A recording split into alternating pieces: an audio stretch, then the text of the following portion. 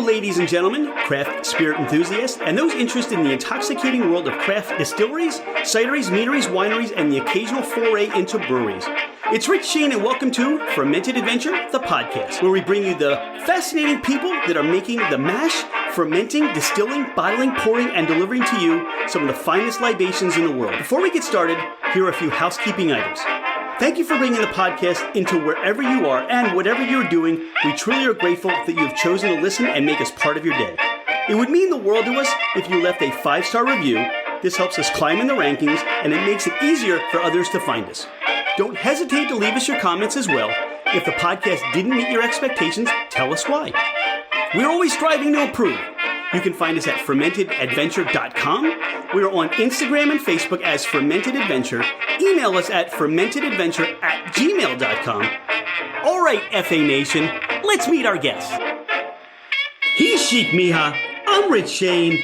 Dawn Ranieri's here, and this is Fermented Adventure, the podcast. Sheik, welcome back to the podcast. It's always good to be here. It's starting to feel like my second home. Well, this is your second home because we get to talk beer today.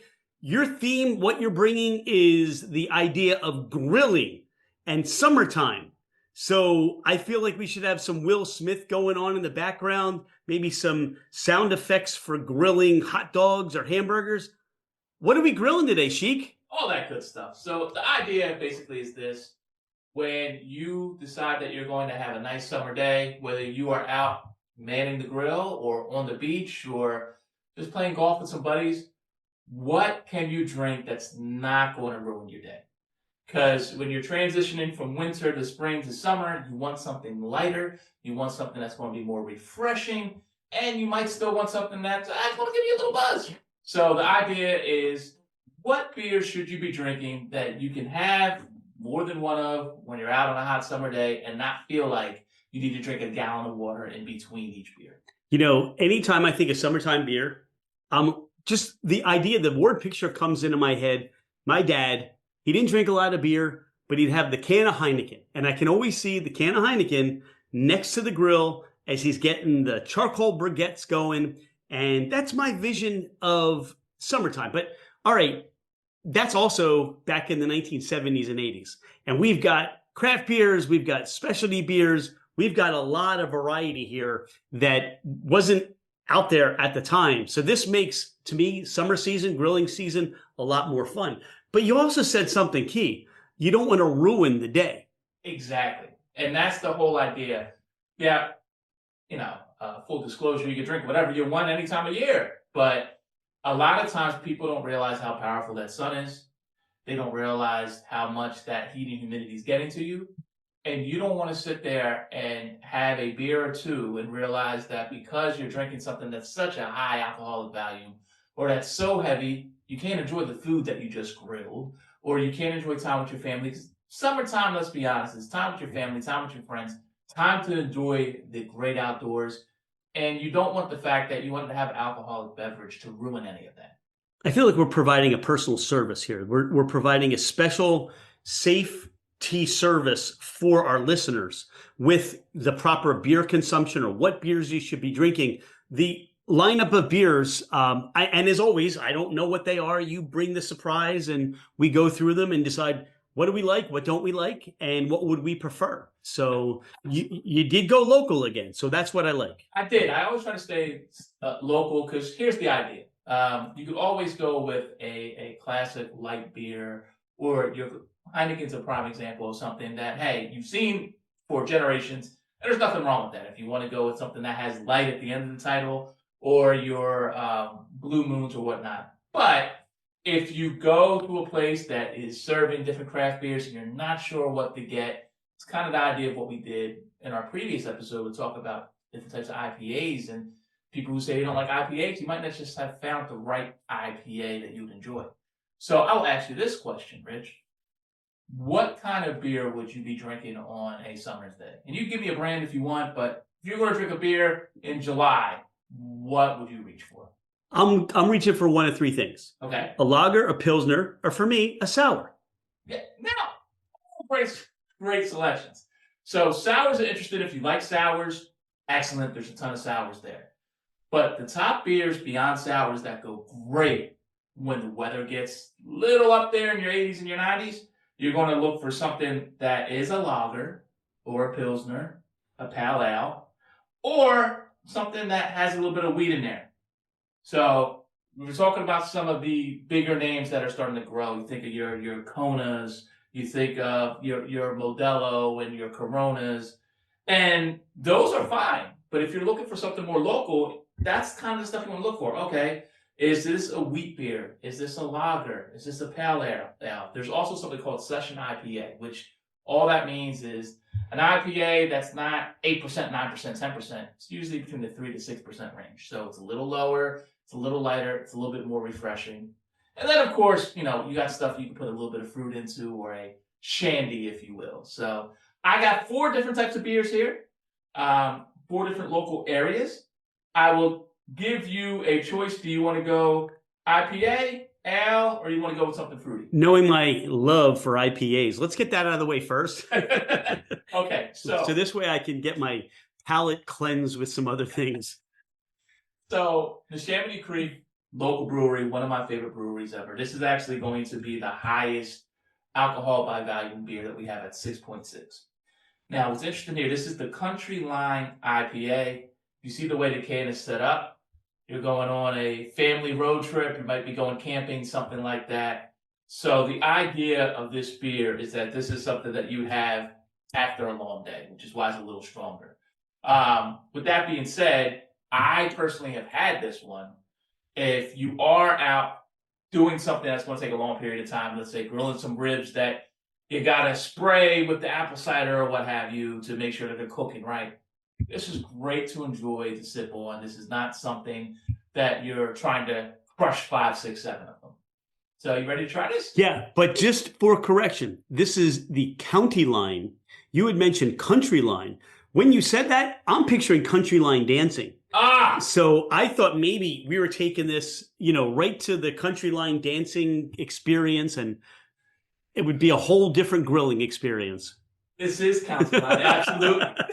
How many do you have on the way over? I mean, Say Neshaminy is my favorite, so it might be a little something, but okay. We're going to do a little pour here. All right. For the sake of the local authorities, did you bring the red Ferrari today? Yes. Keep a lookout for the red Ferrari leaving the neighborhood. I left the purple car out. I find this is exactly what I would expect on the nose right away. By the way, this is a nice foamy head you provided here for us, so thank you for that. Now, the interesting about a session IPA is that you're going to get the hoppiness of a full IPA, but it's not going to taste as filling, which is good. You don't want that filling taste, so that you can actually enjoy your food and running around and all that good stuff. Do we know what hops are in here? Because last time we spoke, you kind of gave me some education about hops and what to expect. This has those herbalicious notes. I get the citrus on here. So this, to me, if you poured this and I was, blindfolded, I would say right away that's an IPA. So this is Simcoe hops. It's kind of in between the heavy hops that you didn't like and the light hops that you really enjoyed. To me, again, this is everything I expect when you bring an IPA, and all the things that just are off-putting to me. But there's also the flavors there for me, and just there's something that I'm trying to figure out in my palate. All there's something there that I'm desiring, and that's really what I want to get to. So I'm going to tell you one thing about these type of session IPAs. They could go 1 of 2 routes. Usually they go something that is going to taste a little bit more fruity, or they go something that's going to taste woodsy. This is a woodsy kind of where they have pine notes in there. Yeah, I find this is so dry in my palate that's the reason why I want to keep going back, because I feel like I need to refresh and bring away from that dryness. That's what I'm experiencing. It's almost like I taste it, and now I need more because my mouth is so dry. Well, this is a great kind of summer beer if you don't want the things that are juicy or fruity, and you want to have something that tastes a little stronger, but is not going to be something where you're going, for lack of a better term, totally get drunk in like a half hour because you had one. No, we're not getting drunk off of this in a half an hour. That's okay. All right. The hard part for me is I do enjoy Neshaminy Creek beers. So it's, again, this is one of those things where you're an IPA guy. You enjoy this. You love this. This is in your wheelhouse. For me, I would come over to your house. I would indulge in one. Maybe I'll share this with somebody so I can get through the can. It's just not my taste. And that's just me. But Neshaminy Creek makes many enjoyable beers, many that I rave about. Well, here's the interesting thing that I like about Neshaminy Creek in particular. There's a couple other breweries that do this really well.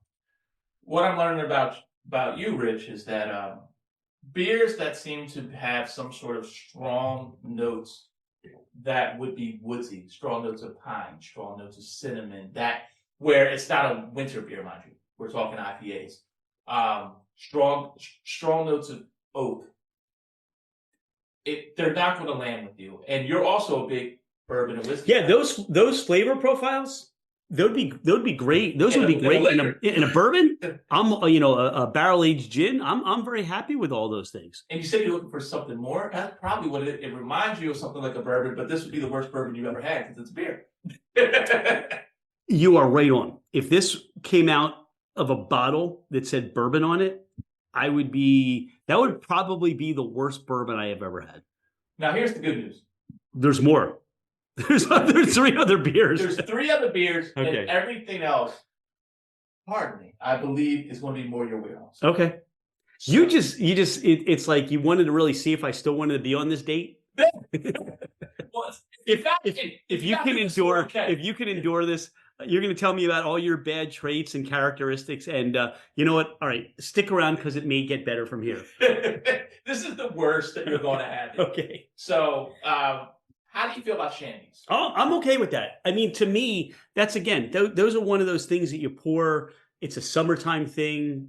I hear you on that.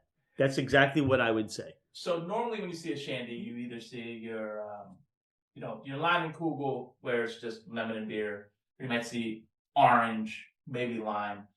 Sheik Meah Brewing Company did something. They have a citrus shandy, which is like a mix of all 3. So the idea is just the taste of citrus with your beer. Now, this is one that I have a friend of mine's who has raves about this. I've never had it, so we'll see. Okay. But I like when you haven't had it. And to me, that's more interesting and fun because you don't have a leg up and we're tasting it at the same time. Look, you cut down my head. Yeah. Thank you. You made this less foamy. I feel like I did you a disservice.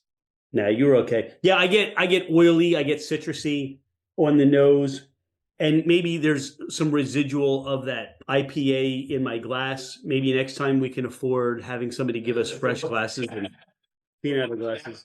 Yeah. The interesting thing, Sheik Meah Brewing Company, obviously Sheik Meah, New Jersey, they actually have on their label best paired with, and they have a beach ball, a boat, and ice cream. So okay. They're telling you, hey, this is something you should drink while you're out and about.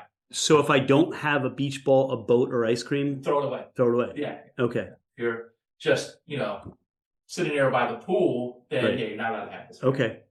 It's limited on consumption. Well, so what they're encouraging you is to drive your boat while drinking a beer. That's what they're encouraging. Yeah. And fend off anything that might hit you with your beach ball. There you go. And if you get into a lot of trouble, offer a police officer ice cream cone, it'll be fine. All right. I'm sorry. I'm going to apologize profusely. My first taste, this makes me happy. It should. So I'm apologizing because I think my response to the first one was so far on the other side of the spectrum that, like I said, this one makes me happy. It's a summer day. I am saying this is what I want to put in my cooler and take to the beach or take to the pool, even, take golfing out on the links, all kinds of things that I would be outside, just enjoying this. So let me explain a couple differences here beyond just the fact that it's a shandy, right? description of this is that this is called, by the way, the Grove. And their tagline is "Squeeze the Day." So the idea is that this is supposed to taste like fruit that you picked just this morning and squeezed into a glass. So you get a brightness, you get a juice-like sweetness, which is a totally different contrast than what we have with the Chamonix Creek, which was a stronger IPA that tastes like pine. Yeah. So you definitely get that sweetness there. There's a bit of a snappiness there. And I quote, "We turned this into the most intensely crushable beer you've ever seen." I'm thinking this is great if you're doing a summer wedding. You can serve this to your guests. Absolutely. If you're, as you talked about grilling, to me, pairing this with food, fish, seafood, all kinds of things that would go well with citrus, maybe even something more gamey. But I'm also thinking like brunch with eggs and just omelets, Absolutely. things like that. So if you wanted to have something this is the prime example. If you wanted to have a brunch, you didn't want to do mimosa, this is a great. Yeah, that's a good one. This reminds me of a balance between a sour, which I enjoy, without the sour notes to it, but the fruity notes to it. And it also reminds me, there's almost like a cider-like quality to this. Yes. Because I don't get the hoppiness, of the ingredients that make this a beer. I'm not getting that. Yeah, and interesting, it's also the lowest ABV that we're going to have here at 4.5%. So it's still, think about it, 4.5% is still kind of high that you don't want to drink a whole lot, at one time. But it's very enjoyable that you could very easily enjoy a can. And you don't feel, it's like drinking almost like a glass of orange juice. Yeah, with a little bit of alcohol content. This, to me, if you were to say something, a Schofferhofer, did I say that correctly? That grapefruit beer that you drink at like Oktoberfest or anytime. Have you seen that? I have not. All right, the Schofferhofer, if I'm saying that right. But this is a cousin of the Schofferhofer. And if I'm saying that wrong, that's okay.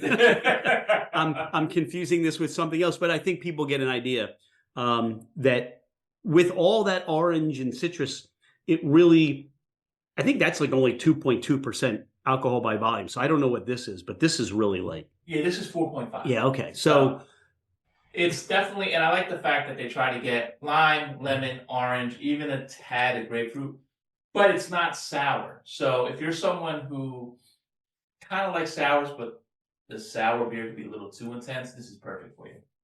All right. So you've redeemed yourself. The date's going much better. Okay. So what we're going to do is we're going to try something that really doesn't have any fruit in it at all by Victory Brewing Company. Okay. And properly labeled, it's called Summer Love. This is a golden ale, and it's 5.2, so just a little higher, but not as high as our 6.6 with the Chamonix Creek. You just picked these up. So in the Delaware Valley, or if you are able to order online and have these shipped to you, these are beers that are being produced now. These are out now.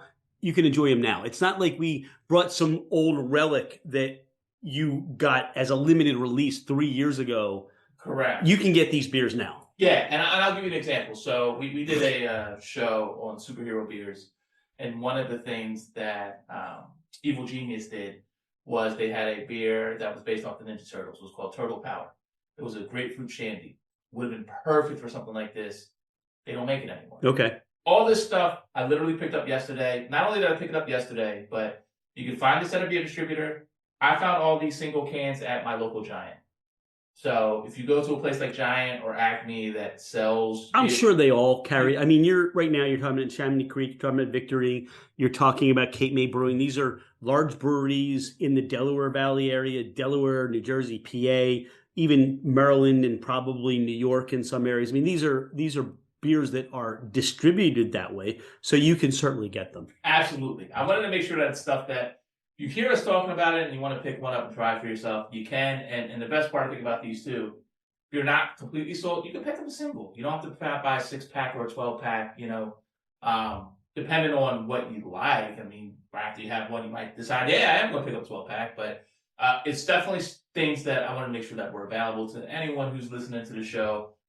near our home base. Okay, what's the next one we have to enjoy? So the next one is Victory, or it's by Victory rather, and it's called Summer Love. Now this Perfect for our date, Summer Love. absolutely. Now this I will say is a seasonal release, so not limited release, but this is something that comes out in April, and they usually have it until right before the end of September. Okay, I don't know why, and maybe again it's still residual from that first IPA, but I'm going to say it, there's like a skunkiness on the nose to me, or more of a tar like nose. And I don't think it's a bad beer. I just think it's my nose and what it's sensitive to. So this beer, the way they described it, is that this is meant to be a quote unquote introductory beer. So if someone's having a beer for the first time, this is supposed to be very, very light in the sense that, hey, it's not something that's intimidating. That's why they call it summer love. Usually your first love is summer love, that type of idea behind it. Are you John Travolta and Olivia Newton-John now? Are you going to break out in a song? I mean, hand jive, break it all out. But okay. By the way, that's the hand jive, you said? Yes. Okay, good. Yes. Yeah. There's 4 letters in that J word. Thank you very much. Now would be a good time to mention that I was Kaniki in my 8th grade play. Okay. All of this goes together. Thank you very much. They go together like lama lama lama lama ding da ding da dong. Right. Okay.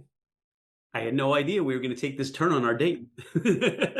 Oh, yeah. By the way, it's a good time to mention the Grease is coming to the Media Theater. I love our friends at the Media Theater. What are the dates? I have no idea. I have no idea. All right. So there is a hoppiness to this, to me. So we go back again to that flavor profile where my mouth has now turned dry and I want to quench my thirst. So talk about Summer Love and what it is about that beer that stands out or they're promoting. What kind of beer is that? So this is a golden ale. Golden ale. So the idea behind it is that it's supposed to be a little bit drier. I think it's a little rough having this after having something like the Grove that was so just filled with juices and stuff like that. Yeah. But the idea behind this is that it's supposed to be a local version of your Budweiser or your Miller or that first kind of ale beer that you would normally drink the first time that you went out drinking. Yeah. And at the same time, easy to drink, easy to have, but it definitely is not trying to hide the fact that you're having alcohol. And what is part of this is that there is malt here, and that's what's coming through. So you're supposed to have some citrus notes and things to that too. Honestly, I've never really tasted much citrus notes. I taste the malt and the barley and the idea of the hoppiness, but it's not nearly as hoppy as an IPA. What I taste on citrus, it's more of that oily rind kind of a bitterness to it, not the sweet citrus. Mm-hmm. And I'm going to pick on you a little bit. Sure. Because I think you should have started with this one. Okay. Going to the IPA, but we haven't had the 4th one yet. So it's perhaps just the order of service, because I think if this were again, going back to our summer outside grilling activities, this is the one I'm grabbing if we're out doing cornhole or just at a ball game, watching the game on TV, just hanging out on the deck. I'm picking the Summer Love, and I'm not going to be disappointed. I won't be disappointed if I bring this out and I've got friends coming over, right? And I think this is a beer everybody can share, but I think it's overshadowed by the sweet citrusy of the Sheik Meah.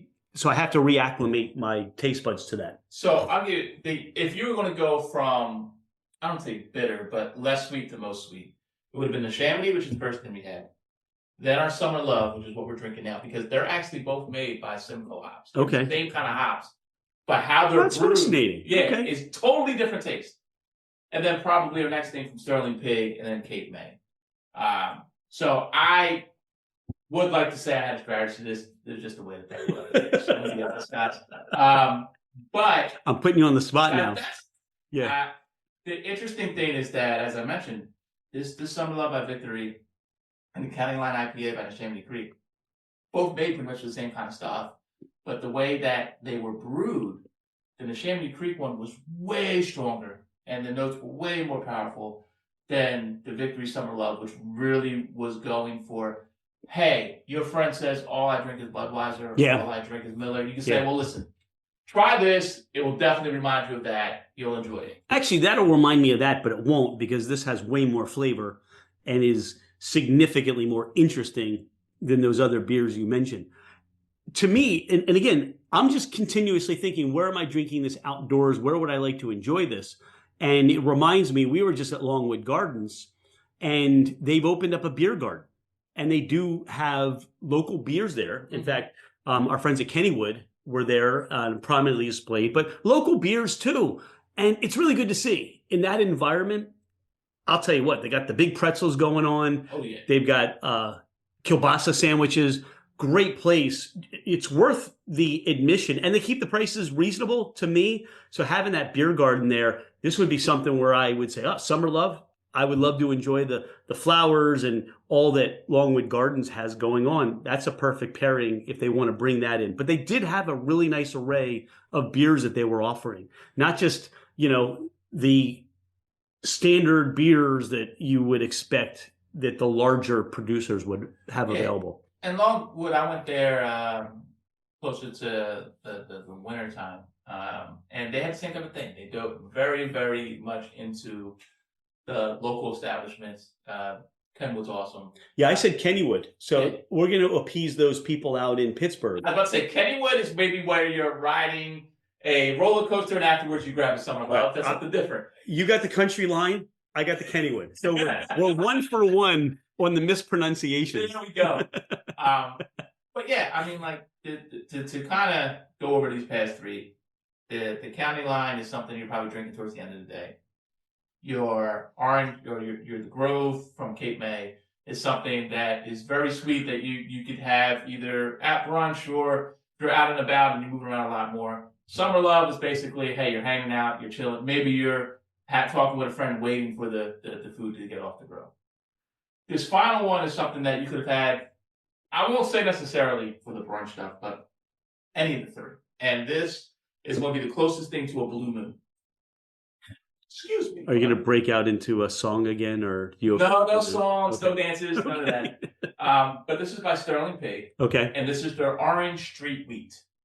So we talked about just the idea of that wheat beer, and that the wheat beer can be something that you enjoy very much during the summer as well. Thank you very much. Yeah, we have to now bring in a cleanup crew for that beer. I don't know how much is left after it foamed out. you shook that one up. Yeah. Actually, Dawn moved the cans, so we can kind of we can direct that to Dawn. Yeah. Now, I'm always a big fan of wheat beers. I do, again, to me, that's just one of those things I'm going to want in the spring and summer.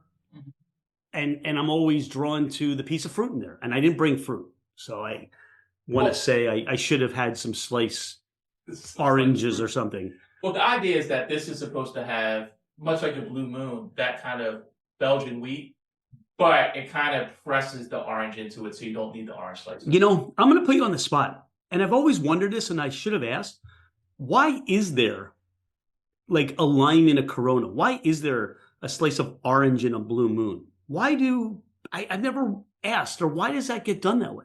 So the idea is that those citrus notes enhance the flavor so much. Okay. It's almost like the idea of when you have, salt in the lime with the margarita.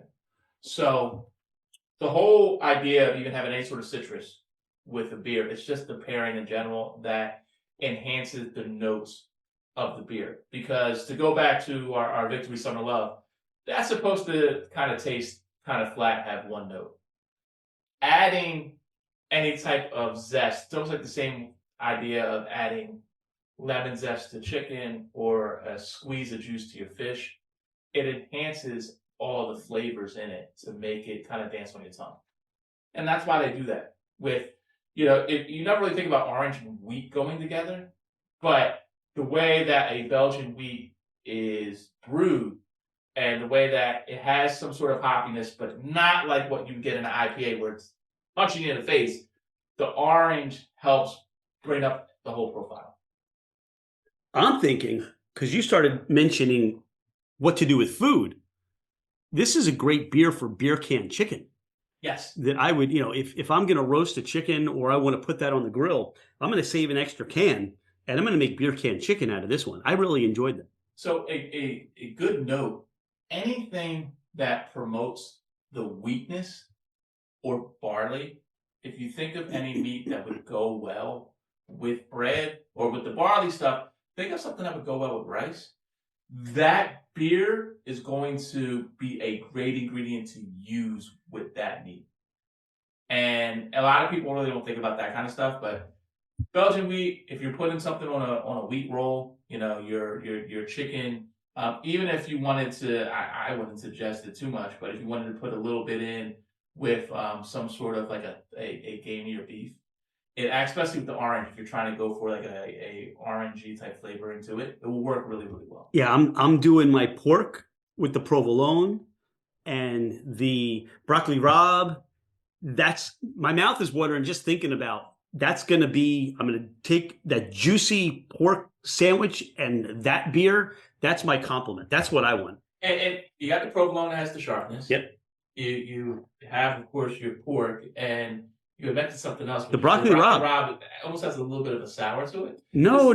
We're getting bitterness from that, man. That's where I love all those flavors. And then you get this beer that really just, it's that final note you want to really have the orchestra play all together. That's a great one for that. And I think that where I was going is that this is one provides just a slight bit of sweetness with all of that. Yeah, you get a little bit of the orange, not overpowering. So if I were to reclassify these and had I gone and been in charge of the selection process, had I been responsible for how we were drafting these beers, because I think that that IPA, we lost that one in the first round. That was a throwaway pick. But the last three, I think this one by Sterling Pig, this is that sleeper pick in the final round that I think could have gone higher. Maybe had a little bit of a, had a bad combine, so to speak. Didn't run the 440, or a sub 440. Maybe it ran a little heavy, but that's something I would have said is going to come out and be all pro before you know it. It's interesting about Sterling Pig in general. They're known for their snuffler beer and their monthly brews that they have. A lot of people don't even know that they have a wheat beer, and it's really, really good. It's one of those things, as you mentioned, like you go somewhere where they're serving Sterling Pig, this is the third or fourth beer they're offering you, but it's definitely something that could be a summer favorite. I got a tobacco note on that. As we've been drinking that a little bit, in the flavor profile, I get tobacco, almost like is it on the can? Fresh ginger. No, I'm getting tobacco. It can be fresh. Really I'm not going to say it's not ginger, but I'm getting tobacco. That's the only thing I can think of. That's what I got. Close to get. No. Yeah. I mean, I'm not going to say you're incorrect about the ginger. Although now that you're saying that, I might want to have seen the ginger maybe pumped up. Yeah. Also, I'm thinking that would be a great cocktail. And you could add a little bit of, you take that beer and add a little bit of ginger to it, a ginger liqueur. That would be really fun. So, interesting that you say that. I wonder if you could kind of do a beer cocktail, almost like how you would do a dark and stormy, where you have the ginger beer, but maybe you use some sort of ginger syrup along with this and make it a little interesting. That might be something we have to try. Barrow's Intense Ginger, which is a ginger liqueur. So I'm going to grab the bottle. We're just making up new drinks here on the show, and I'm all for it. Okay, so Barrow's Intense Ginger. Let's pour a little bit more beer in your glass and pour a little bit of beer in my glass, and we'll maybe this will be Sterling Pig's new signature cocktail or something. I don't know. I don't even know the proper measurements by which we'll pour. And kind of takes a turn. Now we need to start thinking about mixers and stuff like that we're going to do For the next show. for cocktails or something. Yeah. That's the fun thing about, again, going back to these summer beers, that you can create different experiences. Oh, try this before you. Did I do okay? I think you did amazing. Yeah. Yeah. That is really good. All right. So you take, I'm going to say it's not a lot of that ginger. It's just enough. That's why I said, when you said ginger, I didn't say it. I didn't taste it. But now I do. But it also adds a little bit of a sweet profile. This is really good. Okay. All right. So I know Barrow's Intense. It's in Industry City in Brooklyn. And they make some amazing cocktails. But if they want to add this to the lineup, they're certainly welcome to. And if we can get Sterling Pig to get a ginger liqueur or Barrow's Intense on their shelves, they can make this at the restaurant bar as well. Because look, this would also pair so well with barbecue, and they make great barbecue with Sterling Pig. Absolutely. And are we trying to just play matchmaker here? Because this. So our date went really well. Now we're trying to fix other people up. No, I'm glad you enjoyed it. I'm glad. See, that was like, it's almost like, all right, we had our fill of beer, and now this is like the after dinner. Yes. The after dinner, right? Yeah. Is this going to be a new fermented adventure, recipe of the week? It could be the recipe of the summer. It could be this summer recipe. This is really refreshing. And I wouldn't expect that when you think of ginger and beer, when you think of ginger ales, you don't think refreshing. Or if you think of a dark and stormy, I love a dark and stormy, but I don't think refreshing. This was really refreshing. Yeah, and I think one of the things about this beer that really helps to complement that is the creamy mouthfeel of the wheat. Yes. That's the other part about this beer that to me is approachable, is interesting. That's what I'm saying. This was the 4th round draft pick that now is going all pro. And after the rookie contract, that beer is going to get a lot of money. A lot of money. What you're saying is that next time we do this, I really need to think about the whole quarter and how we're going to set it up. No, because you finished. It's about how you finish. It's not how about you start, right? And you finished well. We had fun last time, and just.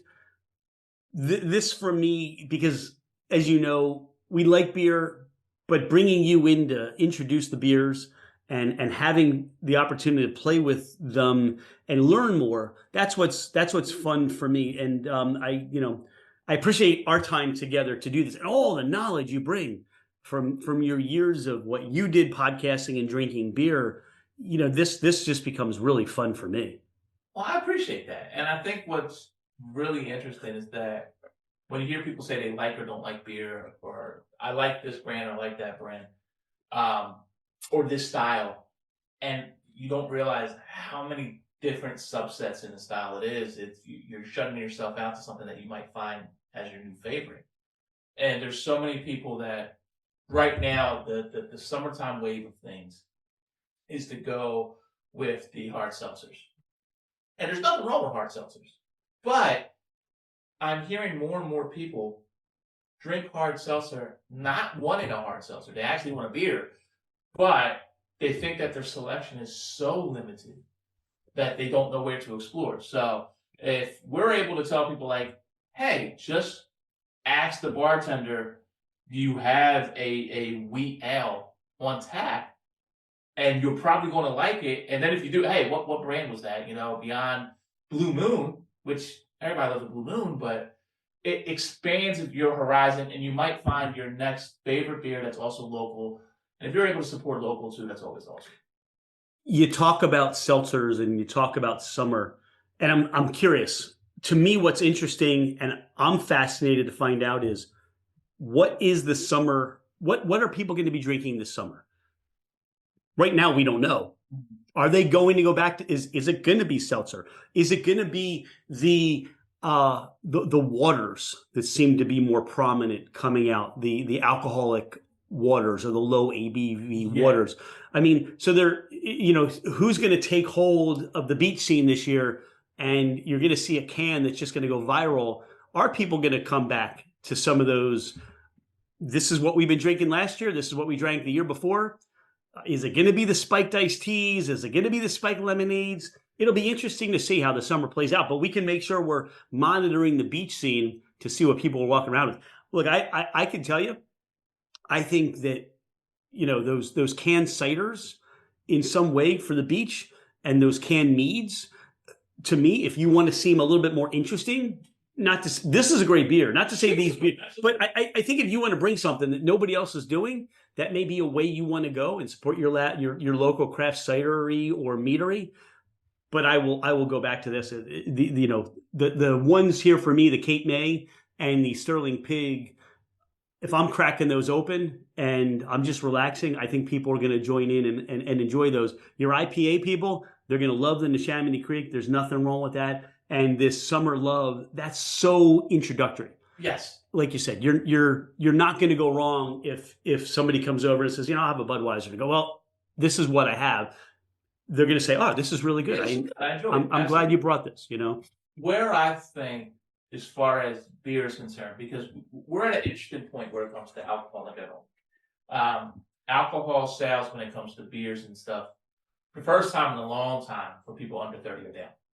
And some of it is because of the movement of just not wanting to drink alcohol, which is great if that's the way you feel. Some of it is the movement of the cowboy water and the seltzer. But I think some of it too is the things that we found exciting. It was new to have a watermelon flavored beer. It was new to have several shandies beyond lemon. Where's the next thing? Where's the next thing for summer? I think that's hard for a brewery. Mm-hmm. You love what we have. Mm-hmm. Why can't we just be there? Why do we always have to be reinventing the wheel? Why do we have to now go out and create razzmatazz and, let's put glitter in our beer or, make it glow in the dark. So when you turn off the lights, your tongue is glowing green. And why can't it just be we make a really good beer consistently and be able to satisfy our customers? Because I think there's certain levels of what we consume as consumers that we put pressure on these breweries. And it's not just the breweries. It's look at, when you look at, the distilleries and everybody, they just can't be, let's just do this. Because somebody's always asking them, all right, so what's next?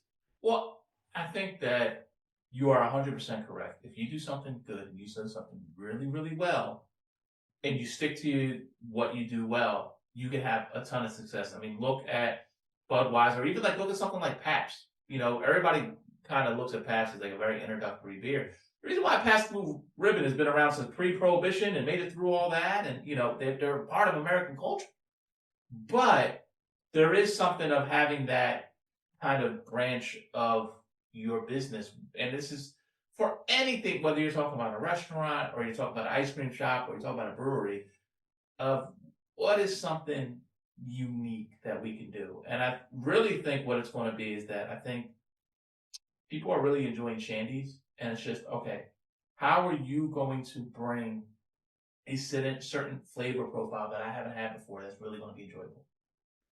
Are you going to be able to do something that is a beer that has notes of honeydew and cantaloupe? Or are you going to have something that is, I think what we're seeing now is you have people who either have a slight note of peach or it's so overwhelming with peach.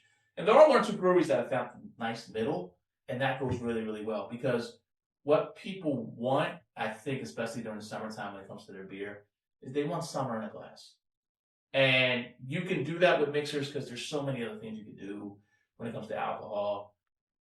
But how do you do that with a beer? And in some cases, I mean, what we just had with Sheik Meah, I think is perfect. Like you said, it instantly makes you think of warm, late morning, early afternoon. Either I'm getting ready for the day or I'm really enjoying playing softball or what have you. That's where I think that you're going to see more breweries going towards and trying to figure out what else, whether that is fruit or if they want to do something with rhubarb or something like that, that we can put into our beer that is going to make us stand out without being the glow in the dark glitter beer, because that's why it'll last for so long. All right. So maybe that's the next segment we do, where we find these really, unicorn, trying to be the hit of the summer beers and see what we find. Or we may go a totally different direction, and who knows where we're going to go. All I know is these were 4 really fun beers. This was fun again for me, Sheik. And look, thank you so much for hopefully the listeners, if there are things that you want to hear us talk about or hear us not talk about or hear us talk about more, I don't know. But let us know, and I'm looking forward to our next session to sit down and enjoy beers. We haven't come up with a name for this segment yet, have we? Not at all. No. I think you're going to have people that say, hey, talk a little bit more about Wheat Owl and a little less about Greece. All right. Take us away, Olivia Newton-John. Take us out. But I will say, what you did here, where it was, say, maybe an ounce or 2 of the Belgian wheat, and I'd say maybe like a tablespoon of that ginger liqueur was really, really good. All right. That's something I am going to go out and make sure that I have that stock. Here's what you need to do. If you're pouring that at the bar now, you need to give us credit for where it originated, right? Yeah. All right. Cheers. Cheers. Sláinte. Prost.